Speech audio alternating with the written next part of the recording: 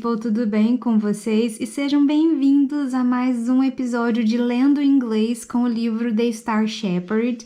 Nós estamos lendo juntos, aqui esse livro, que é um livro infanto-juvenil em inglês, pra gente treinar a nossa leitura e aprender mais vocabulário, melhorar o nosso inglês aí juntos. Eu vou ler com vocês em voz alta o capítulo e vocês vão acompanhando aí comigo. Quem puder comprar o livro, link para compra tá aqui na descrição do vídeo, se você ainda não tem o livro.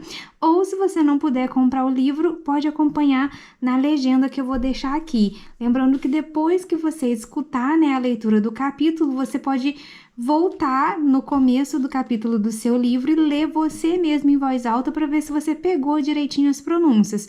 Ou se você não pôde comprar o livro, você pode voltar ao vídeo, botar no mudo e ler as legendas em voz alta para você treinar a sua leitura. É muito importante que você faça essa segunda parte, que é a parte na qual você vai ler em voz alta, É claro que é muito importante você escutar a minha leitura primeiro para você ir pegando a pronúncia das palavras, mas depois a segunda parte dessa atividade aí para aprender, para melhorar, o nosso inglês, nossa pronúncia, o nosso vocabulário, é você mesmo fazer a leitura em voz alta, tá? Então vamos lá, hoje nós estamos no capítulo 13, chapter 13. Ok, vou começar aqui.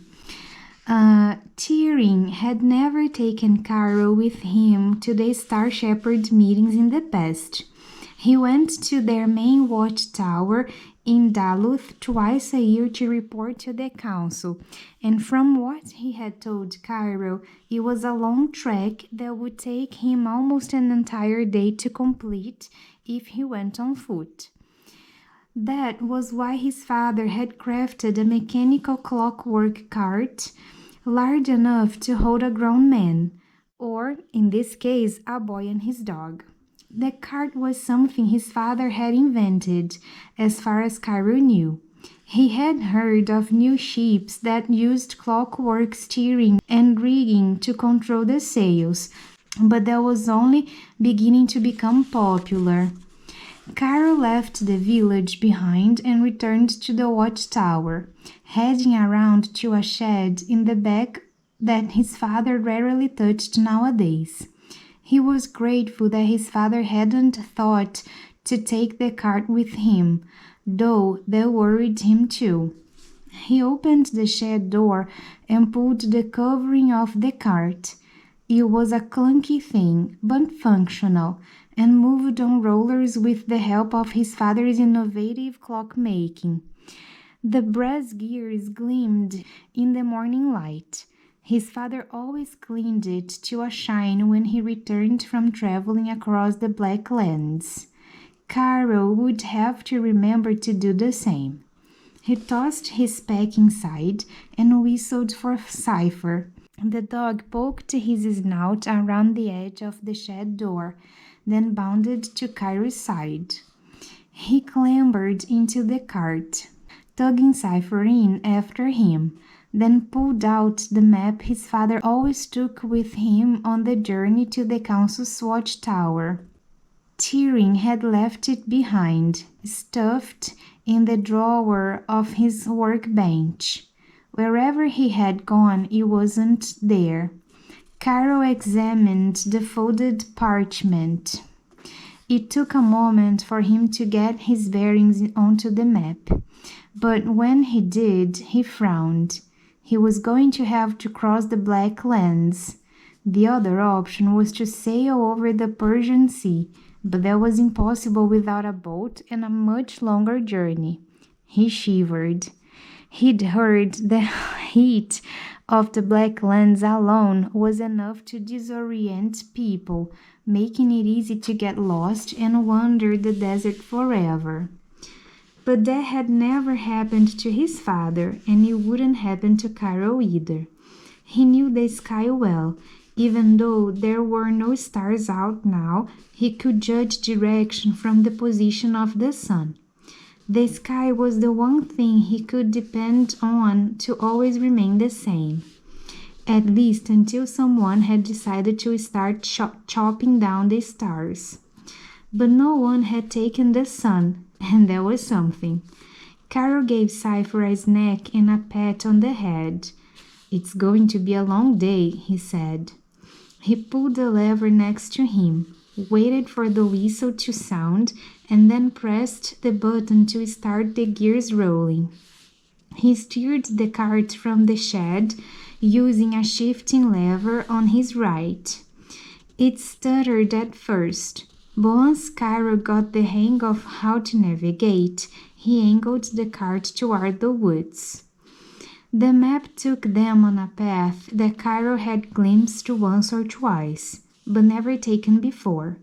The cart chugged along for the better part of an hour before the spindly trees Cairo knew so well began to thin out. They were replaced by scrub and brush and fields of flowers. But as the day went on, the flowers disappeared from the fields and turned into thinning grasses and low bushes. The dirt beneath the cart began to darken, coating the rollers as black as soot. The temperature rose, and as it did, Carol shed his jacket and stuffed it in his pack. By mid-morning, they reached the edge of the Black Lands, and he stopped the cart to stretch his legs and share some water with Cypher. The blackened sands unfolded before him as far as he could see.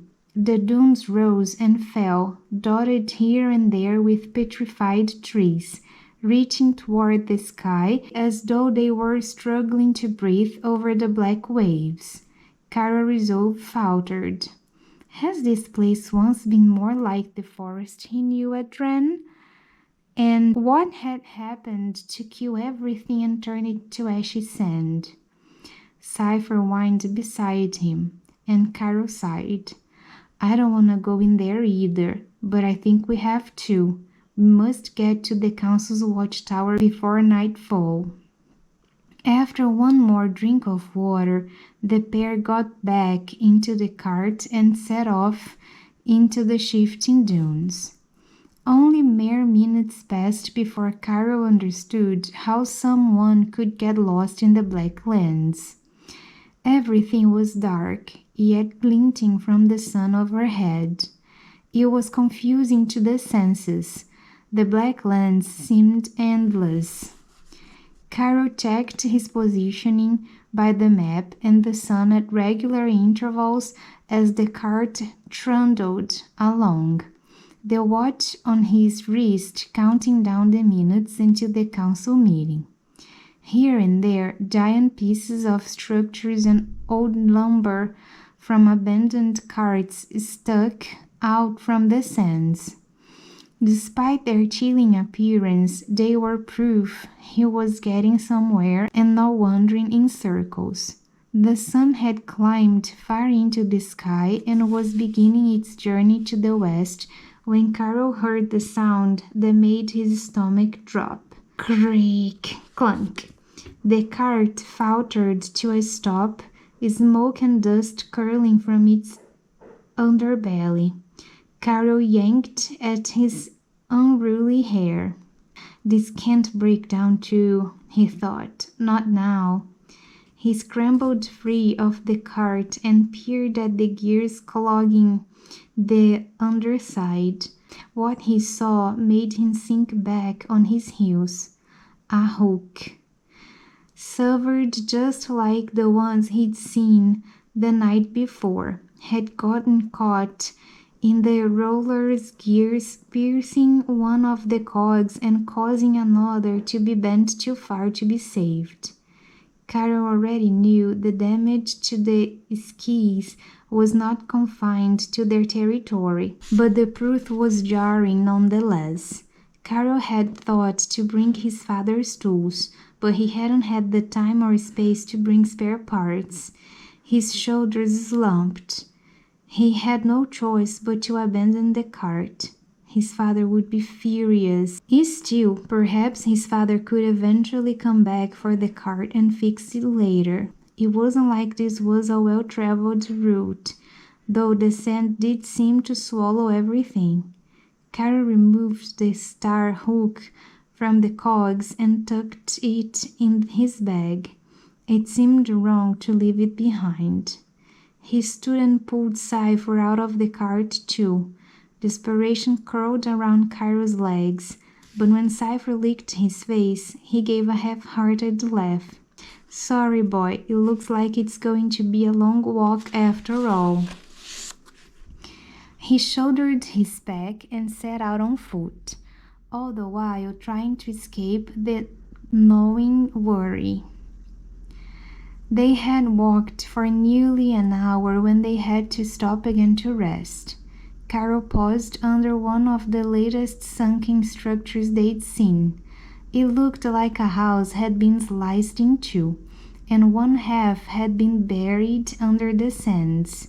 He found a place to sit under a bit of shade. Cypher panted, his tongue lolling out of the side of his mouth. "Here, buddy, have some water," Cairo said, pouring some from his canteen into a small bowl he'd brought along. Cypher lapped it up, then curled up by his master's side and began to snooze. Cairo checked his watch. At the pace they were traveling, he'd have to present his case to the council in these dirty clothes. There would be no time to clean up or change beforehand, even if they did rest for a few minutes. Cairo's feet ached, and he unlaced his boot to dump out the sand that had been chafing at them for the last few miles. He sighed in relief as air curled between his toes. He set his shoes to the side and rested his head back against the petrified structure. He'd only close his eyes for a moment, then they'd be on their way again. A loud yelp startled Cairo awake. He leapt to his feet when he realized Cypher was no longer next to him. The yelp sounded again, and Cairo's heart twisted. He ran into the sands barefoot, calling for his dog. "Cypher! Here, boy! Where are you?" He adjusted his path at another yelp, this one more strangled than the last, and circled around to the other side of the structure. The petrified wood stuck out of a low dune, and there was Cypher in the center, slowly sinking. The dog's nose and front paws were still above the sands, frantically escaping at the edge of the quicksand pit. Cairo's stomach clenched. He couldn't let anything happen to Cypher. The dog was all he had left of his family. He grabbed the nearest petrified branch and stretched it out over the pit. Cypher struggled harder, but couldn't reach the branch. Fear gripped Cairo. He slipped off his pack and pulled out the blanket he'd brought. He stepped as close as he dared to the edge of the quicksand and tossed the blanket out. The sands had reached Cypher's front legs, but he managed to keep them free. On Cairo's fifth attempt to reach him with the blanket, Cypher's teeth clamped down on the edge. Cairo tugged hard, and Cypher began to break free of the sand trap. Hand over hand, Cairo pulled the blanket closer. When Cypher was at last secure in his arms, joyfully licking his face, Cairo scrambled to the other, safer side of the sunken structure, then collapsed against it. They were both covered in black sand, but Cairo didn't care. He squeezed Cypher tightly, and the dog didn't even squirm. He'd be a mess when he saw the council, but at least they'd both made it there alive. "We've got to hurry now." Cairo secured Cypher's leash around his neck, just in case they encountered any more of the sand traps. They trekked onward, and black earth beneath them turning. It wasn't long before they both looked as though they had rolled around in a chimney. The farther they walked, the more exhausted they became. But Caro knew they had no choice. Stopping now would be the most dangerous thing they could do. It felt as though they were surrounded by darkness, despite the sun overhead. Caro did his best not to think of the stories his mother had told him about the dangers that lurked in the Black Lands. It was well into the afternoon when Caro heard an odd sound, something metallic and scraping and getting closer. His heart sped up, but when he glanced around, he saw nothing but black sands for miles. Caro took one more step, and the sand beneath his feet erupted. A huge, insect-like creature burst from the black dunes, legs flailing. Caro stumbled back, Cypher yapping bravely in front of him as the beast landed on its incessantly moving legs. It was the color of night, blending in with the sands. The picture. It had too many appendages to count, all of which appeared to be razor-sharp and huge clacking pincers. It opened its maw and let out an ear-splitting scream, then lunged toward them. Caro ducked to the side, narrowly avoiding one of the terrible pincers, then jumped out of the way of the thing's tail. Caro eyed the beast warily as it circled back around. Could this be another of the shadow creatures from his mother's stories? There were so many kinds that he didn't remember them all. He shuddered.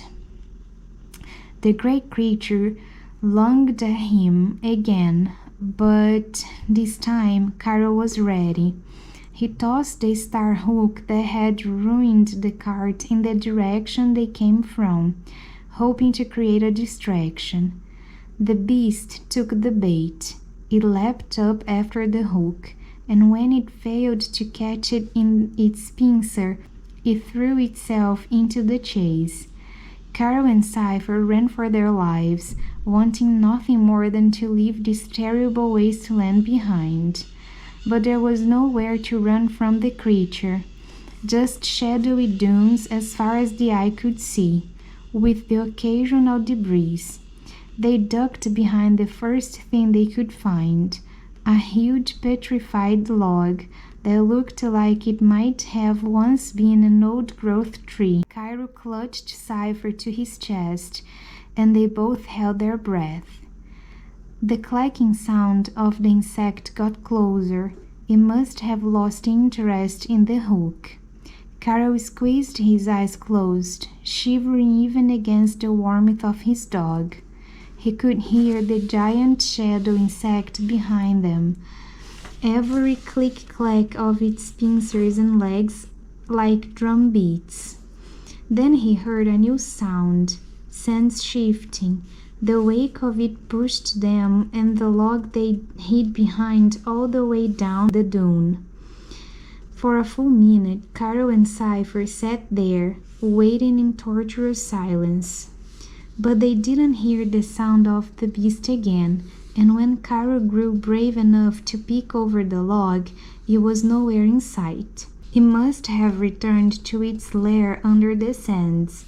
Strange they would venture out during the day. The dark creatures were getting bolder after the loss of the stars. Perhaps the darkness of the Black Lands lent them some protection too. Caro stood on wobbling legs and took a deep breath. Then they headed out once again. For the rest of the journey, they were on high alert, constantly searching for threads. Caro wasn't sure what would happen with the council, but there was one thing he knew for certain. He would never ever travel here again. It was late in the afternoon when the two of them stood filled with relief at the edge of the Black Lands. a field of rough scrub and brush stretching out between them and the vast ocean. Not far away, at the top of a cliff overlooking the sea, stood a giant watchtower. Even from this distance, it was clearly many times larger than the tower Carol called home. The number of telescopes dotting the expansive roof must have taken several star shepherds to man every night. A thrill jolted through Cairo. They'd made it. And if he hadn't been here under such unpleasant circumstances, he would have been impressed. The stars they must be able to see from there. With the ocean next to them, the entire world could be viewed from that one spot on the cliff. But Carol was here for his father this time, not to wonder at the stars. He dusted off Cypher and his own clothes the best he could, and they hurried across the field to plead his father's case.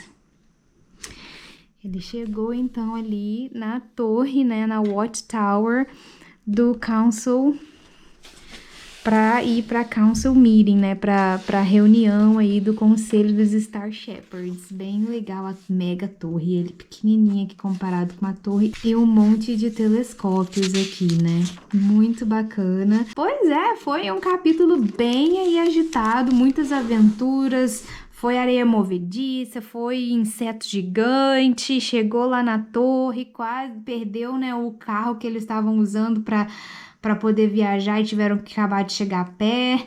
Bem aventura aí esse capítulo. Saiu um pouquinho ali daquela mesmice dele com a Andra na watchtower dele, né? Mas, pessoal, é isso aí. Eu gostei bastante desse capítulo. Gostei mais, assim, da aventura, né, da agitação. Teve bastante coisa, assim, interessante acontecendo nesse episódio, nesse capítulo. Espero que vocês tenham gostado também. Quem gostou, clique em gostei, que isso me ajuda bastante. Se inscreve no canal. Se você já é inscrito, ativa o sininho para receber notificação todas as vezes que eu gravar um vídeo novo aqui pro canal, né? Espero ter ajudado aí quem tá praticando leitura em inglês. E muito obrigado para todo mundo que chegou até aqui. Pessoal, espero que vocês voltem aí nos próximos vídeos para a gente continuar essa leitura juntos. Pessoal, até o próximo. Tchau!